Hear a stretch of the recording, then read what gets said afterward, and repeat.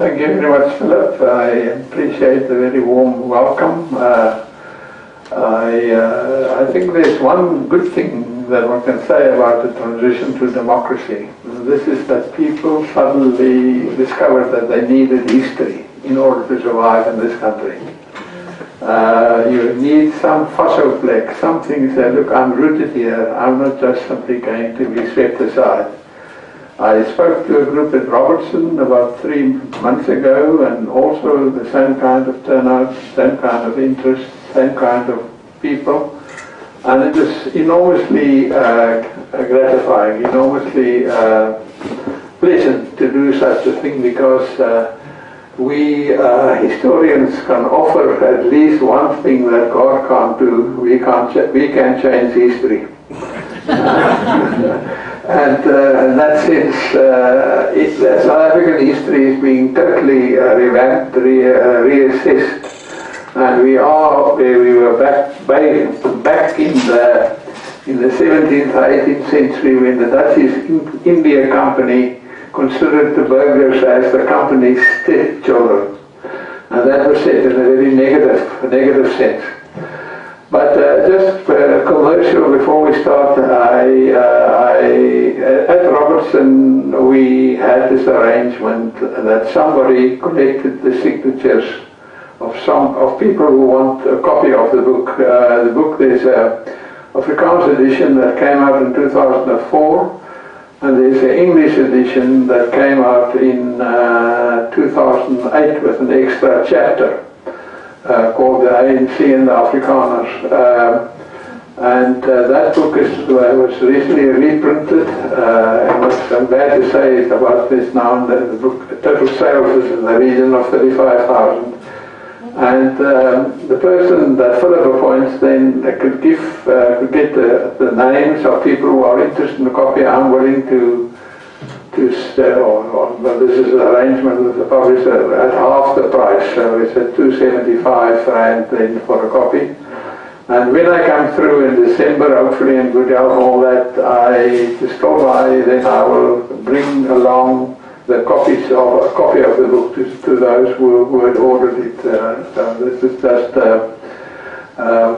perhaps somebody would like to read the book, but not near a bookshop where it's at sale chance. So this is the interesting thing about the book itself is that I myself was somehow compelled to change my whole style of writing history. I had the great benefit of having two superb novelists reading the drafts of the book. The one was Karl Schoeman, the Afrikaans author who recently died, who said you mustn't write history as if you are asof jy besig is om op stene op mekaar te sit and so on.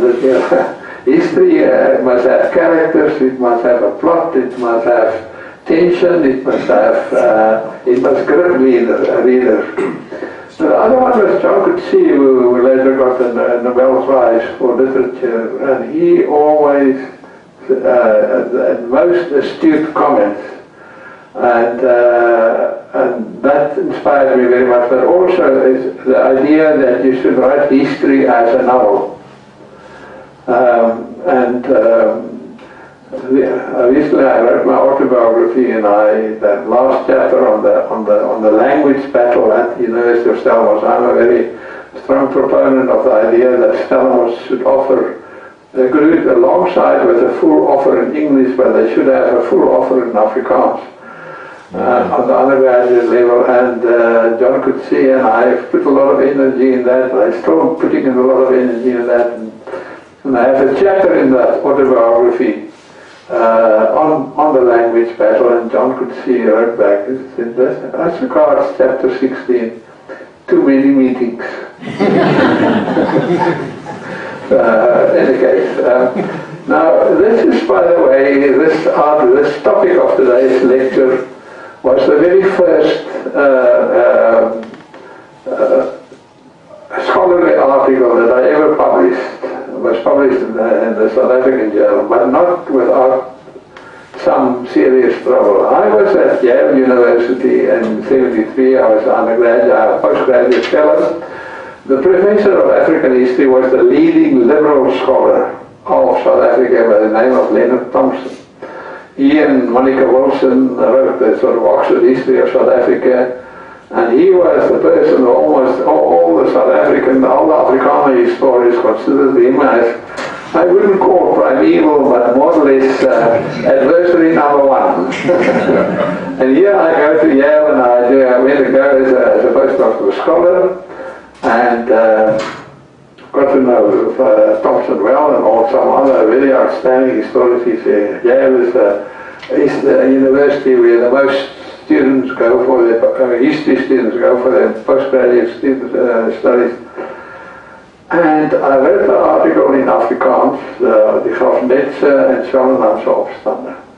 Back comes the rejection slip. No, it's not up to our standards. I then spoke to Rodney Davenport, who was an English-speaking historian, who was professor of history at Rhodes University, and he said, look, what I suggest is you find a rebellion almost similar to the one in Grafnetse and Swellendam, and compare the two rebellions, and then you do your story on the Grafnetse and Swellendam rebellions, but you write it in English. So it's a new submission. And this interferes. This is in the article in English. Democracy, a very pompous title, Democracy and the Frontier, a comparative study of Bacon's Rebellion, that's the one in Virginia, Bacon's Rebellion 1676, and the Grafnetse Rebellion, Grafnetse and Swellendam Rebellion 1795 to 1796. So these circumstances, this is my first article, but I knew I had managed to develop a fierce critic somewhere in the background, and he got his own way back in a certain way. I was sort of branded as a liberal and almost worse than a communist and all that. And it was a long story, but I think somehow it somehow put some steel in your backbone. Now the Grafnetse and Swellendam insurrections you must see in the sense that the Cape Colony in the 18th century was not a very prosperous society. It was such a colony the size of Spain, almost the size of Spain, with only 4 major towns, one of which was Swellendam. 20,000 whites, 25,000 slaves. In Swellendam and Grafnetse there were about there were about 2,000 whites in each of the top 2 districts. Virtually no communications. I mean, if you have to go with your ox wagon, or from the furthest part of the Cape Colony, the outer limits, the Fish River, which was proclaimed the border in 1786. It was about six weeks per ox wagon to Cape Town, and of course 6 weeks back. No newspapers. But the burghers had one thing. They knew that that the colony, although the Dutch East India Company was the Dutch company, it was the first listed company in the world, which was listed on the stock exchange in the world. It was the Google of those days, in the sense that the ships traded all over the world. And Cape Town was the halfway station. The eastern possessions of Batavia were the most prized possessions. And the colonists, although they were coming from 3 countries, I mean the Afrikaners descended about 33% from Germans, 33% from Dutch, 24% from French. My name is Giliomee. It's actually a French name. It comes from Giliomee. But the burghers knew one thing, and that is that they came from the Dutch East India Company is a Dutch company, and in the Netherlands There was more liberty, there was more a sense of equality than anywhere else in the world. And of all things, women were being treated to the equals as men, which had enormous implications. The Dutch law gave more rights to women than any other legal system. They could, if if the wife died or the husband died, the remaining party would inherit half the estate. Daughters and sons would inherit in equal shares. And now one more thing is,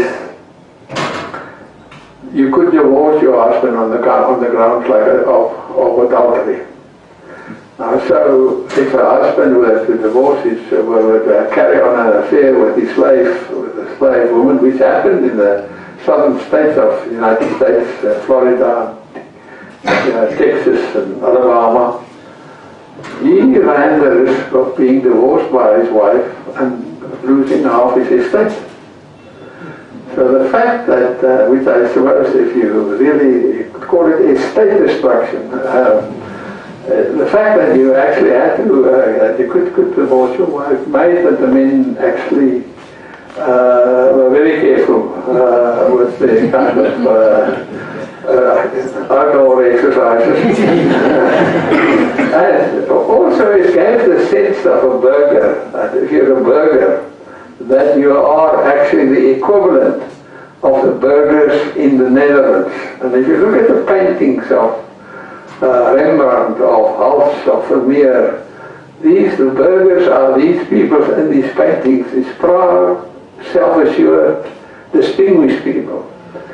Now the Dutch East India Company officials were actually aghast that the burghers in the Cape considered them the equivalent of the burghers in the Netherlands. The company officials called them the stepchildren of the company. And the company officials considered them as vastly superior to these burghers. But it was simply, the burghers refused to say, look, you don't even defend us. The company has no officers stationed outside Cape Town. We must defend ourselves. We must pay taxes. You don't give us any representation. You act as if you're lords of the manor. We refuse to accept that. Now that's the background of the Swellendam and Grosvenor rebellions. The fact that from the 1780s, the burghers of the Netherlands were challenging the authorities, especially the class of regents. Regents were sort of a semi-aristocracy who tried to assert themselves as some kind of superior group. And in the 1780s there was a protest, one of the first democratic movements in Europe. The Dutch patriots challenged the authorities and said, we want a greater say, we want greater representation in the States General. And here in the Cape, one doesn't know how news got around, but here in the Cape, the news was heard of this protest of the patriots, and they also started asking representation in the Council of Policy, which was the government of Cape Town. When the French Revolution broke out, the Netherlands was split in two. The regents, the semi-aristocracy, sided, of course, with the anti-revolutionary forces. The burghers sided with the French revolutionaries. They called themselves Jacobins. And the burghers here in the interior of the Cape, Swellendam and Grosvenor, must have heard something. They said, well, something is going on, and we are also going to ask for our rights. We also want a national convention, like the French revolutionaries established in the Netherlands and in France during the rebellion. And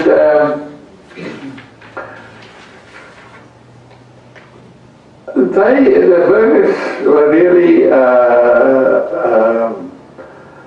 one almost couldn't help feeling sympathy for them, because they were really thinly spread over a vast area, and there were three battles. The one battle was with I'm talking about the 1790s, was with the Bushmen. Now this was a fully fledged guerrilla war.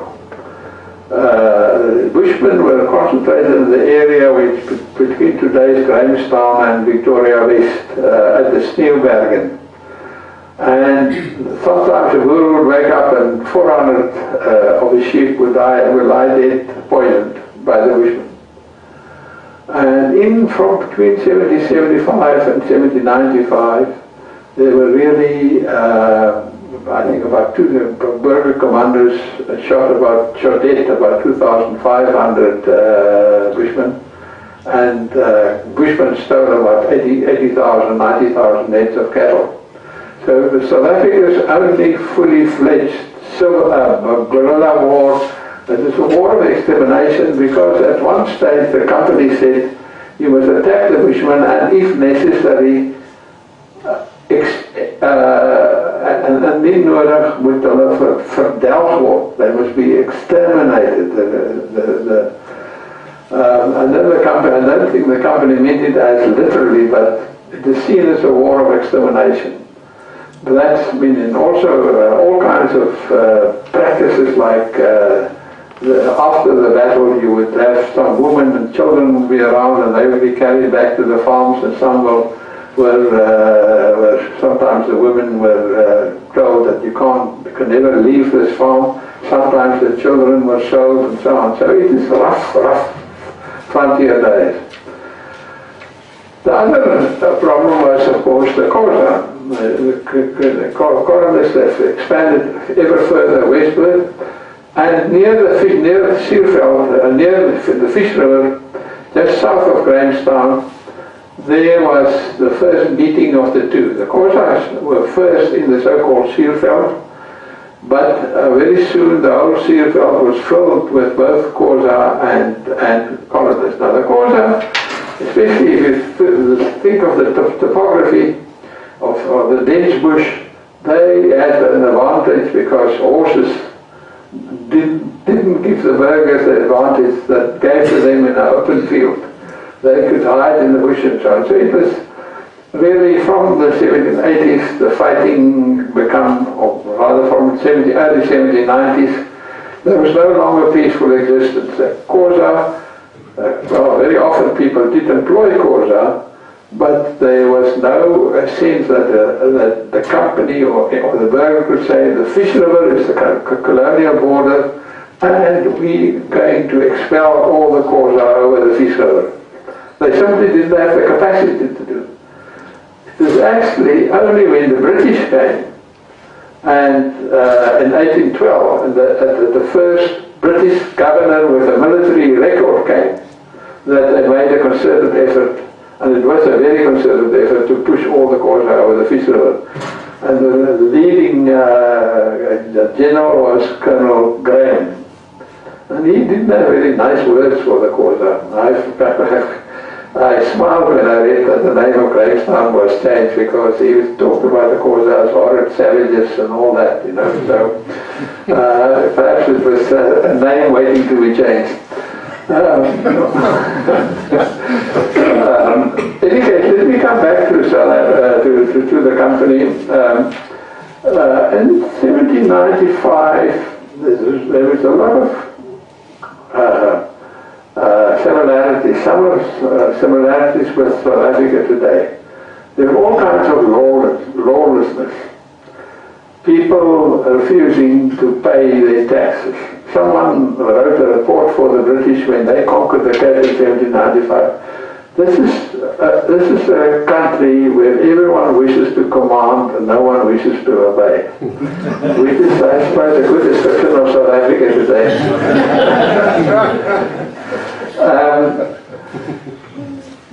And the company officials considered the burghers as troublesome, as inferior, as really not people that to be seen in their company at all. And we had this very interesting system of land tenure, and this is the so-called loan farm system. Well, you don't actually buy the farm, you get the farm on loan from the company. And you pay $24 a year for that. And you could actually, although it's called a loan farm, you could actually bequeath it to your children. So for all practical purposes, it is a farm that you own. But the burghers didn't pay their taxes, so it sounds like today also, they didn't pay that loan farm. And the debt started accumulating. So what happened, the way in which it was happened, the butchers in Cape Town would send so-called slachtersknechten to the interior, and they would buy up cattle, take it back to Cape Town, and they would give the boer a credit. And once a year the boer undertook with his wife and children the laborious journey to Cape Town, and they would like to start buying some coffee and some other essentials. But what had happened is that the government got to the shopkeepers and said, these farmers all owe money. And you had all this terrible trip to Cape Town and you found out you've got no money. There's no money to your credit. So, and you can imagine that this kind of resentment built up and built up. And then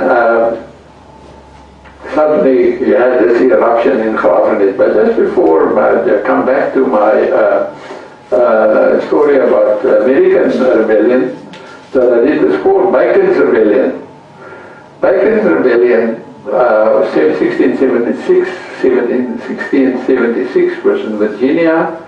It was in the time when British were still in control, and you had a governor and you had an elite class of almost a semi-aristocracy who actually were the only ones who were allowed to vote, and of course they paid most of the taxes. And there was a lot of insecurity, and there was this, suddenly some of the British settlers were murdered by Indians, and this character, Francis Bacon, 29 years old, he got together, he got what we would call a commander, he got a set of comrades together and attacked the nearest Indian village and exterminated everyone. And then they actually tried to put him to trial. They did not succeed, and Bacon then actually insisted that we must change the form of government, and everyone, not only the kind of very rich, should get the franchise. Now, and he was doing it with some 600 men behind him, prepared to use arms against people sitting in assembly. Now, was this democracy, or was it not democracy? And American historians have fought bitterly about this whole thing, because it's the most influential thesis in American history is the so-called Turner thesis. Frederick Jackson Turner wrote an essay in 1893 called The Frontier Tradition in American History. And Turner's argument was that the challenge of the frontier, the outer limits of white settlement, produced new men, individualistic frontiersmen who believe in equality, fed the demand for democracy. Julius Malema, is he a Democrat? Or is he... he's wanting he's pleading for an extreme form of democracy.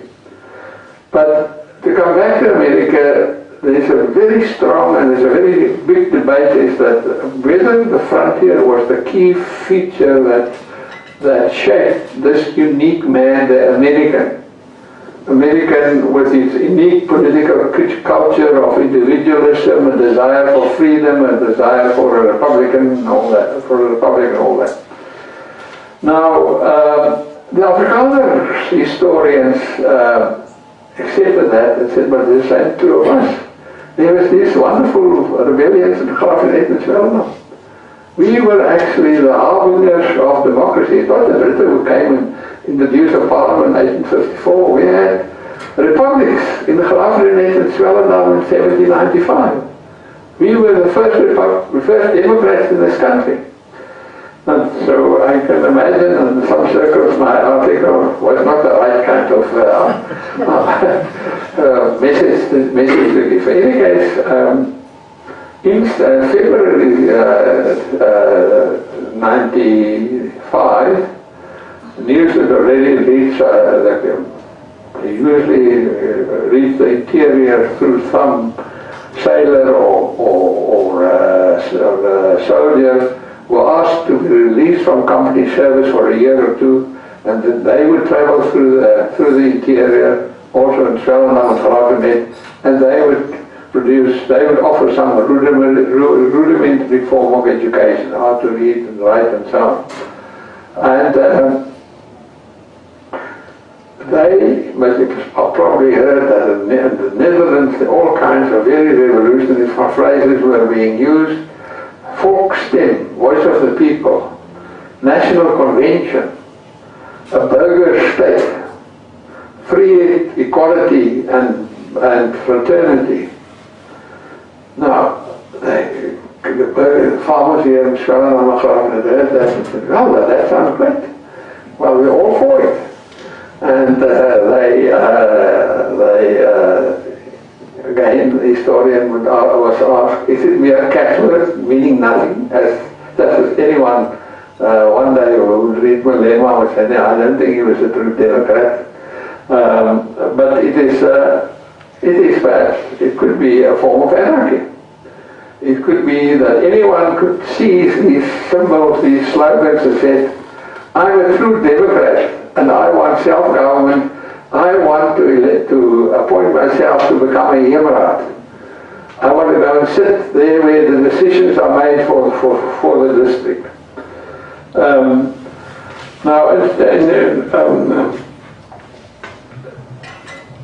The main issue, especially in Giliomee, not so much in Swellendam. In Giliomee, there were two main issues. What was the priority?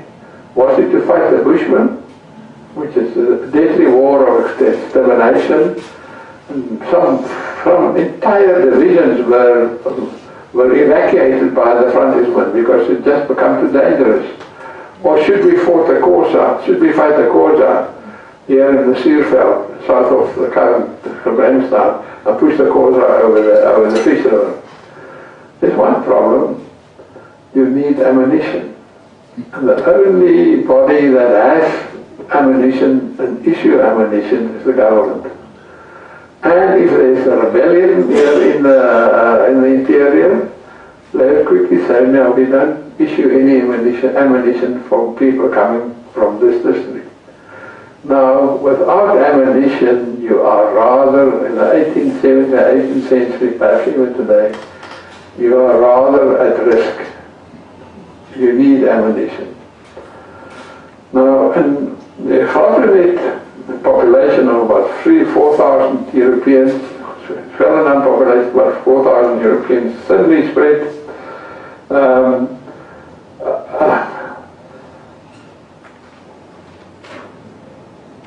And especially the farmers in the Suurveld area, let's say it's the area between the Fish River.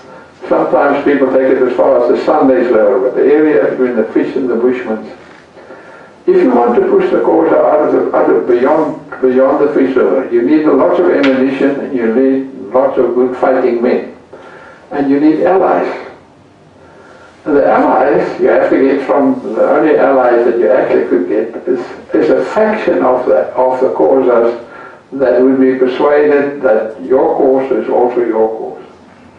Now within the Xhosa society at that stage there was a huge sort of a crisis that Gika was a minor, 18 years old, and his uncle Tlombi was appointed as his ward. And Gika became 20 and he wanted to become king of the Xhosa, supreme chief of the Xhosas. And Tlombi thought Gika was too young, he wanted to remain the person in authority.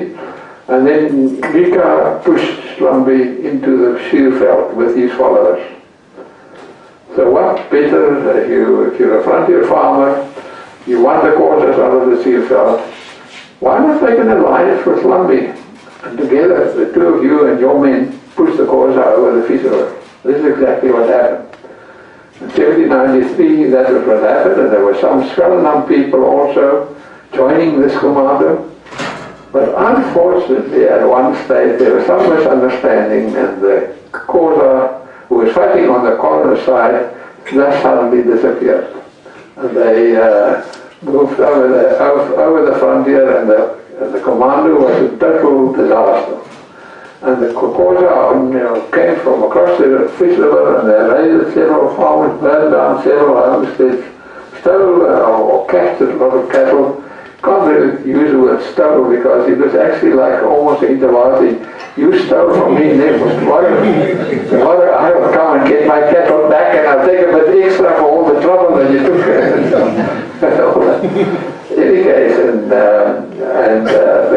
Cape government here, people in Cape Town, just threw up their hands in horror and said, good heavens, no, we can't afford any war against the Xhosa. By no means. We are not going to allow that. And but still, in the end, decided, okay, we will send that commando. The person heading the commando were two people who were not fighting men at all. So this is Abraham Fore here in Cape Town and Swellendam, and Horatus Meunier was one of the worst appointments in history. He became a totally scholarly man, totally a man who had never seen a gun before, I think. He is the head of the Graf-Net Commando, and the two of them, Fore and of course the commander ended an absolute disaster and actually a defeat for the colonial side, and the burghers are furious. Now who can you blame? You blame Fore and Meunier. And the officers who signed the report and said, look, we did our best to chase the Xhosa out of the colony, but we didn't succeed, and we don't think it's wise to try again. In any case, it was a disaster, and but you need revenge. The frontier farmers needed revenge, and in February, some 60 people picked up at Graf-Net the doorstay, and told Meunier that his time was up, he must go back to Cape Town and chase him by the storm. And they said that they are representatives, they call themselves the representatives of the people. But there's no indication that there was any election whatsoever of the kind. They call themselves the Volkstem, the voice of the people. No indication what is meant by that. It's all catchphrases that they use, very much like the EFS today. And they said, look, we must have another commando against the Xhosa. But the people of Steelberg, who is well represented on the board of landlords and Newlands, said, but you must be crazy. We are having this terrible fight against the Bushmen. That's the priority. We can't open a new front. And the people from Graf-Net, from the eastern, all the so-called and they had people what they call representanten, who then took their seats in the meeting of the Hemeraden. All of them was from the southeastern part of the colony. Blyntjieshoogte is where near some east is today, or people who had been field garments in the Seelveld, which is south of Grahamstown. And they sat there and said, but we can't fight two wars at the same time. In any case, they chased away Meunier, and the company sent a very honorable, venerable old man, O.G. de Wet, in June. He came to Graf-Net, they listened to him and said, no, you're no good, we chase you back. They chased him back also.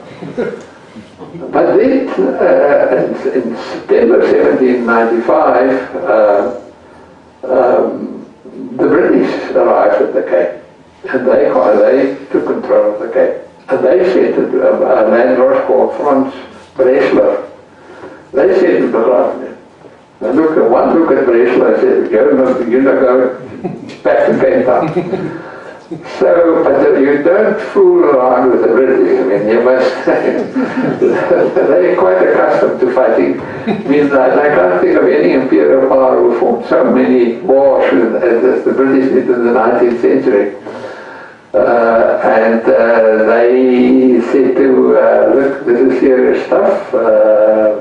You must accept Breslau, and in the meantime, no one from Grafenet would be issued with any ammunition. Now, without ammunition, you can't even try to begin to fight against the border. So it is then accepted that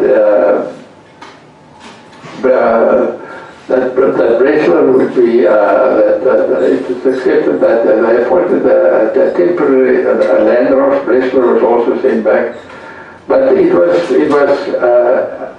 a period of great uncertainty, great instability in Grafenet. In Swellendam, there was about 60, 70 people who arrived here at Swellendam at the Thursday, and they told Forer he had to resign because he signed a report after the 1793 war in which he was a commander, and recommending no further action against the Xhosa. I said, Forer, you better retire, you better go back to your farm. And I think Forer was in fact quite glad to go back.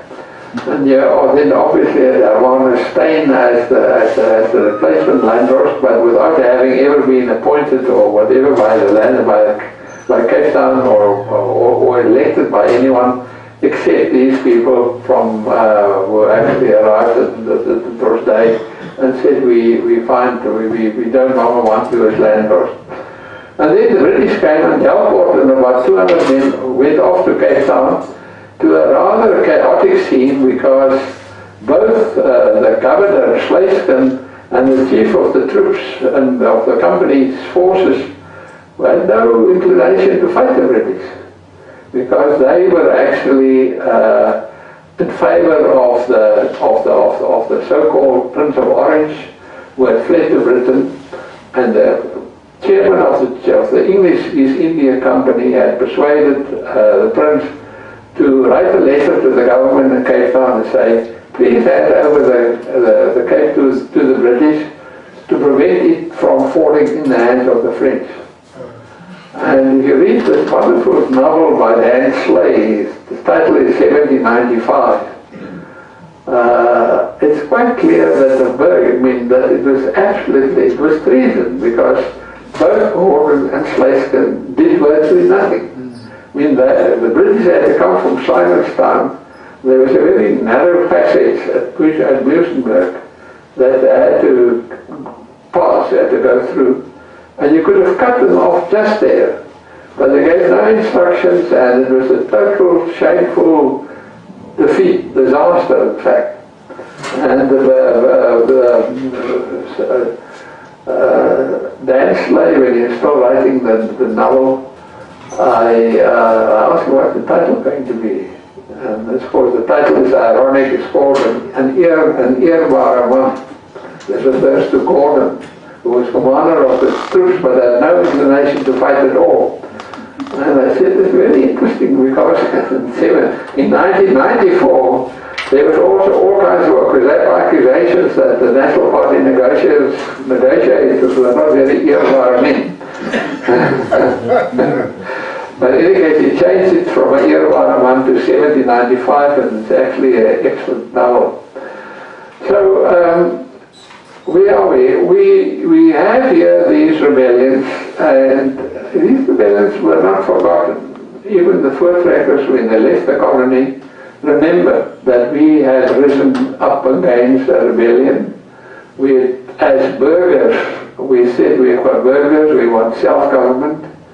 And remember at that stage, very few people all over the world had self-government. It was very much usually the wealthiest farmers that some say, some vote, but the poorer farmers, the ordinary common farmer, didn't have any democratic rights in the sense that they could vote for their representatives and so on.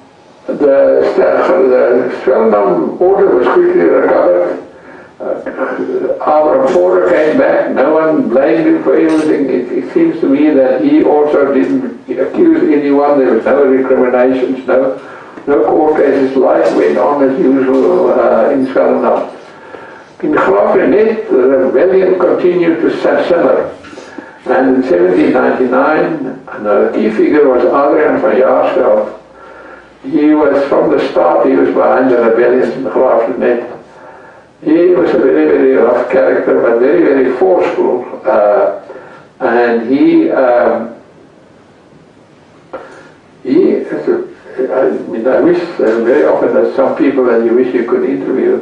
In 1794, he said, for the sake of permanent peace, we should rather give the Seerveld back to the Xhosa because they occupied it first.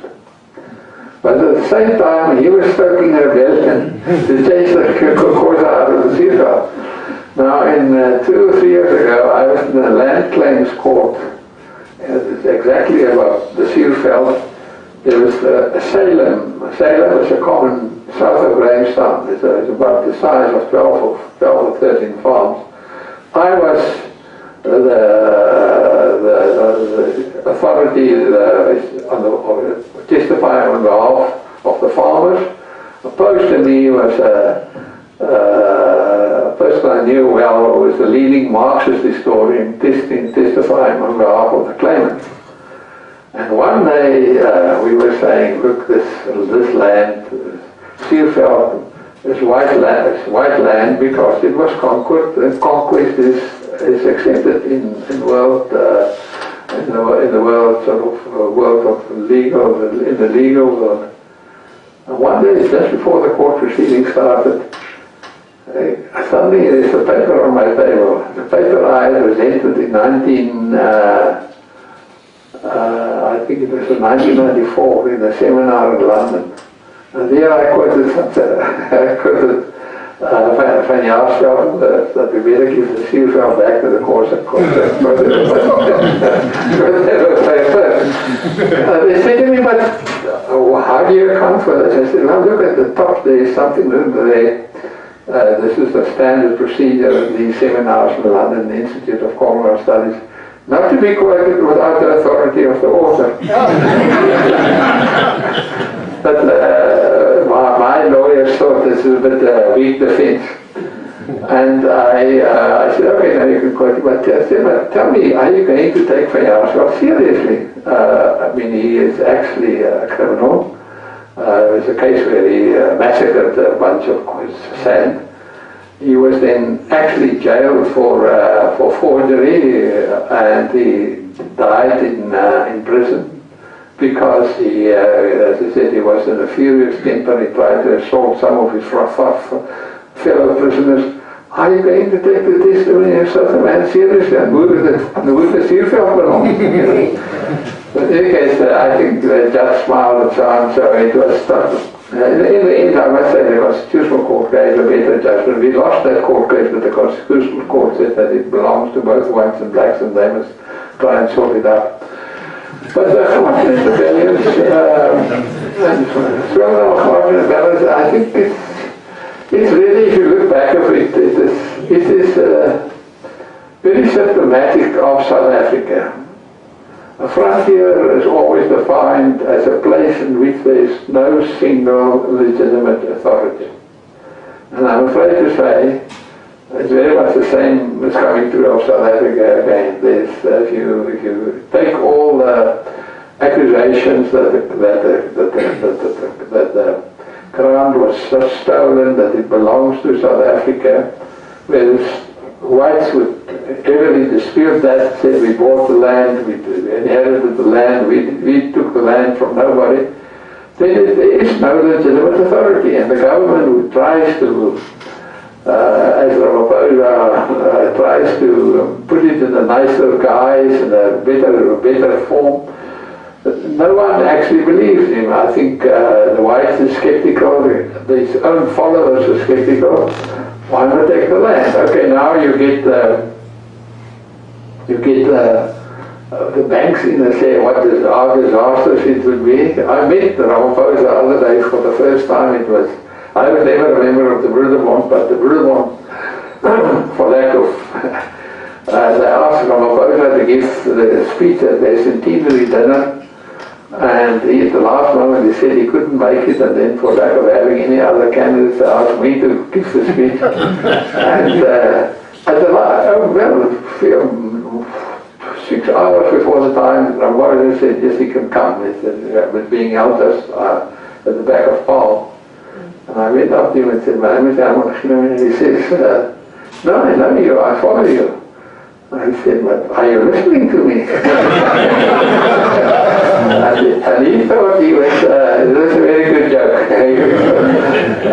In any case, you could see that I could take almost an immediate liking to him. And a very good friend of mine negotiated with him in trouble with most severe mining strikes in the late 1980s. And he said, the Chamber of Mines gave a farewell dinner to Swellendam.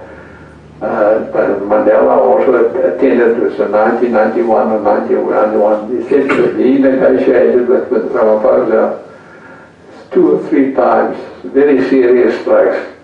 And to say 2 things about Ramaphosa, he never told me a lie, and he never went back on his words. And when he sat down, my friend said, Mandela leaned over to him and said, that's what every trade union leader wants to hear.